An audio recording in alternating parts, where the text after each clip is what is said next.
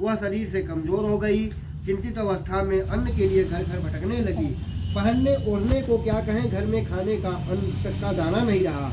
ऐसा ही हाल उसकी पुत्री कलावती का भी था। एक दिन भूखी प्यासी कलावती बड़े एक ब्राह्मण के यहाँ गई, जहाँ उसने भगवान सत्यनारायण जी का व्रत व पूजन होते देखा।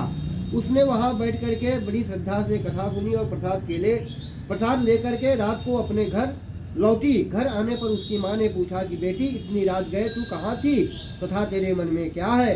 कलावती ने माता को बतलाया कि मैंने एक ब्राह्मण के घर पर सभी मनोकामनाओं को पूर्ण करने वाले भगवान सत्यनारायण का व्रत होते देखा है।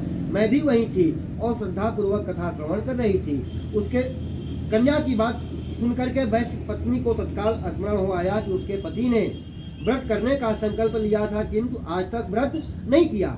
उसने सोचा कि संभव है, इसलिए हम पर यह कष्ट आ गए हैं। यह सोच करके उसने तत्काल निर्णय लिया कि आज अपनी पुत्री के साथ वह भी इस व्रत को करेगी। दूसरे ही दिन लीलावती ने अपने बंधु बांधवों सहित व्रत किया और भगवान सत्यदेव से प्रार्थना की उसके पति और जामाता शीघ्र लौट आए।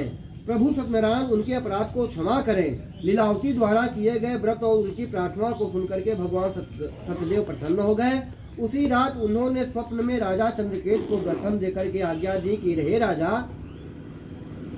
सवेरा होते ही उन दोनों वैश्यों को मुक्त कर दे, उनका छीना हुआ धन लौटा दे। यदि ऐसा नहीं करेगा तो मैं तेरे धन और पुत्रों सहित तेरे राज्य को नष्ट कर दूंगा। इतना कह करके भगवान अंतर ध्यान हो गए। सुबह राजा की आंखें खुली तो सभी सभासदों को अपने स्वप्न के विषय में बतलाया।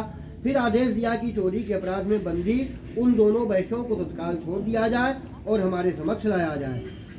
सिपाही आदर सहित उन दोनों को राजा के समक्ष लाए। दोनों ने नम्रता से राजा को प्रणाम किया।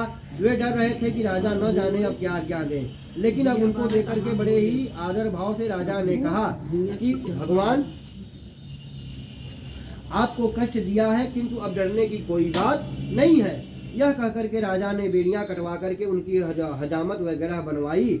गहनों वस्त्रों से उन्हें अलंकृत करके उनकी प्रशंसा की। उनका जो भी धन छीना था उससे दुगुना देकर के उनको विदा किया। दोनों ने राजा को प्रणाम किया तथा धन लेकर के खुशी खुशी अपने घर को चल दिए। श्री स्कंद पुराण के रेवा खंडे की सत्यनारायण कथा तृतीय अध्याय समाप्त हुई। प्रेम से बोलिए वृंदावन बिहारी लाल की जय, राधे सरकार की, श्री सत्यनारायण भगवान की जय।